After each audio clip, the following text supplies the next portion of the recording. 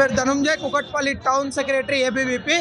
ఇప్పటిదాకా ఈ యొక్క నిన్నటి కానీ లెక్కలేనని స్టూడెంట్స్ కూడా ఇది అవ్వడం జరుగుతుంది. ఈ రేవంత్ రెడ్డికి స్టూడెంట్స్కి పట్టించుకోవడం ఇత్తలేదు, కానీ ఈ 4 పెళ్ళిళ్ళకి పోతాడు తప్ప ఈ యొక్క స్టూడెంట్స్కి ఎవరిని పట్టించుకోడు. ఈ యొక్క రేవంత్ రెడ్డి ఇట్లనే ఇది చేస్తే మా ఏబీవీపీ తీవ్రంగా కూడా ఖండించడం జరుగుతుంది. ఇంతకంటే చాలా పెద్ద ఎత్తున ప్రోగ్రాం చేస్తామని రేవంత్ రెడ్డికి చాలా గట్టిగా అనీయడం జరుగుతుందన్న. నా పేరు Srinath, ABVP Kukatpally vibhag convener, state joint secretary. ఈరోజు తెలంగాణ రాష్ట్రం మొత్తంలో ఇప్పటిదాకా 51 మంది గురుకులాల్లో చదువుతున్నటువంటి విద్యార్థులు అస్వస్థతకు గురయ్యారు. వాళ్ళకి ఫుడ్ పాయిజన్ కానీ, వాటర్ సౌకర్యం సరిగ్గా లేకపోవడం కానీ, ఫుడ్ వ్యవస్థ సరిగ్గా లేకపోవడం వల్ల హాస్టళ్లలో పాము కాటికి చచ్చిన విద్యార్థులు కూడా ఉన్నారు. కావున ఈ తెలంగాణ రాష్ట్ర ప్రభుత్వం, ఈ రేవంత్ రెడ్డి ప్రభుత్వం ఏం చేస్తుందని చెప్పి అఖిల భారత విద్యార్థి పరిషత్ ప్రశ్నిస్తుంది. ఈ రోజుకి ఈ 51 మంది విద్యార్థుల ఆత్మహత్యలు కాదు, ఈ ముమ్మాటికి రాష్ట్ర ప్రభుత్వం హత్య అని చెప్పి అఖిల భారత విద్యార్థి పరిషత్ తెలుపుతుంది.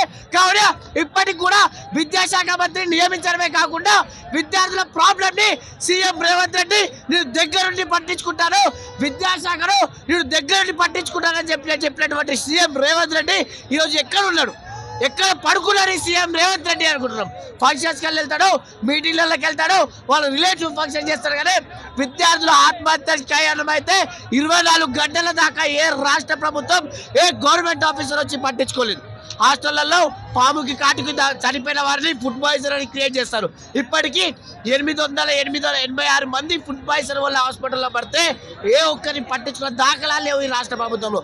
కావున వెంటనే హాస్టళ్ళకి పక్కా భవనాలు క్రీడించి తెలంగాణ రాష్ట్ర ప్రభుత్వం విద్యాశాఖ మంత్రిని నియమించి అదేవిధంగా విద్యార్థులకు ఏ ఇబ్బంది లేకుండా చూసుకుంటేనే మంచిది. లేకపోతే అఖిల భారత విద్యార్థి పరిషత్ దేనికైనా వెనకాడకుండా ప్రోగ్రామ్ చేస్తుందని చెప్పి డిమాండ్ చేస్తున్నాను. State executive member. తెలంగాణ వచ్చి 10 ఏళ్ళు దాటినా విద్యార్థుల పరిస్థితి విద్యార్థి జీవితాల్లో మాత్రం ఎలాంటి మార్పు లేదు.